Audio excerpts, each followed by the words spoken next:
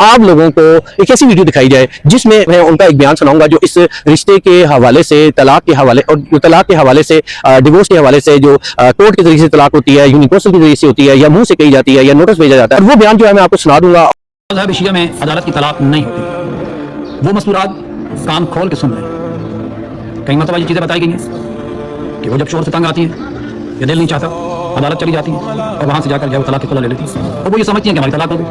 नहीं होता, अदालत की तलाक नहीं होती मज़हब शिया में, याद रखिए। इसके अलावा सवाल आते हैं कि किबला हमारी बच्ची को जो है वो यूनियन कौंसिल से नोटिस आ गया, 2 नोटिस आ गया, 3 नोटिस आ गया, 10 नोटिस भी आ जाएं यूनियन कौंसिल से, 50 नोटिस भी आ जाएं यूनियन कौंसिल से, तब भी आपकी बच्ची को तलाक नहीं होती। यूनियन कौंसिल की तलाक, अदालत की तलाक नहीं होती। मज़हब शिया में निकाह करना फिर भी किसी हद तक आसान है, किसी हद तक आसान है, ठीक है, लेकिन तलाक निकाह से ज़्यादा मुश्किल तरीन मरहला है। उसकी शराइत है, जब तक वो शराइत पूरी नहीं होंगी तब तक तलाक नहीं होती। हालांकि यहाँ तक भी अगर शौहर अपनी बीवी से कह के मैंने तुम्हें तलाक दे दी, मैंने तुम्हें तलाक दे दी, मैंने तुम्हें तलाक दे दी, तब भी तलाक नहीं होती। बिरादरान अहले सुन्नत के यहाँ शायद हो जाती है, लेकिन हमारे यहाँ ऐसा नहीं होता। मज़हब शिया में नहीं होता। शौहर लिख कर दे दे कि मैंने आपको तलाक दे दी, तब भी तलाक नहीं होती। 10 दफ़ा मुंह से कहते मैंने आपको तलाक दे दी, तब भी तलाक नहीं होती। जिस तरह निकाह के सीगे पढ़े जाते हैं अरबी के अंदर, यहाँ पर भी अरबी में सीगा पढ़ा जाएगा तलाक का।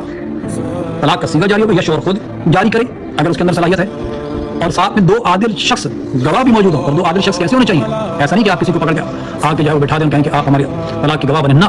गवाह ऐसा होना चाहिए कि जिसे मैंने कम से कम गुनाह करते हुए ना देखा हो और अपने वाजिबात की पाबंदी करता हो। ऐसा शख्स आदिल होता है। अब खैर कोई मासूम तो है नहीं कि हम कहें कि वो गुनाह करता ही नहीं, करता होगा लेकिन मैंने उसे नहीं देखा गुनाह करते। ऐसा शख्स जो है वो आदिल होता है। तो ऐसे 2 आदिल चाहिए, और जो सीगा तलाक जारी कर रहा है वो भी आदिल होना चाहिए। अब एक शख्स आता है, आलिम दीन के पास आता है, मौलाना साहब के पास आता है, कहता है कि मैं अपनी ज़ौजा को तलाक देना चाहता हूँ।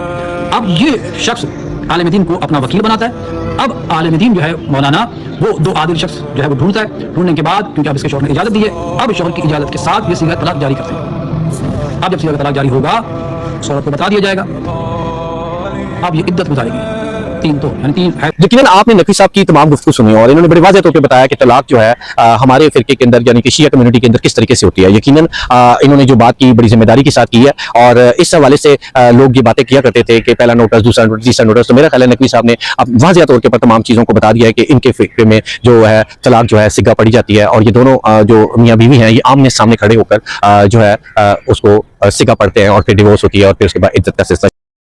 फ्रेंड्स, आई होप आपने वीडियो फुल देखी होगी और आपको सारा कुछ समझ आ गया होगा कि ईमान और रजब की अभी तक डिवोर्स नहीं हुई, अल्लाह करे कि ना हो और इनका रिश्ता कीवान की खातिर बच जाए। तो आप सब लोग भी दुआ कीजिएगा और कमेंट बॉक्स में अपनी राय का इजहार ज़रूर कीजिएगा। यहाँ तक आपने वीडियो देख ली है तो प्लीज़ वीडियो को लाइक कीजिए और मेरे चैनल को भी सब्सक्राइब कर लीजिए। अल्लाह हाफिज़।